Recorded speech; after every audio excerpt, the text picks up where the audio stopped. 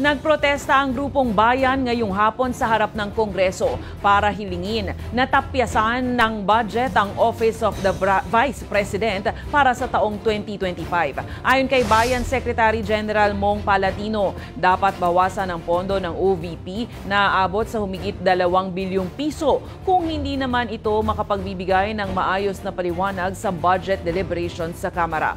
Nagalit din ang grupo nang malaman na hindi dumalo si Vice President Sara Duterte sa ikalawang pagdinig ng kanyang budget ngayong Martes.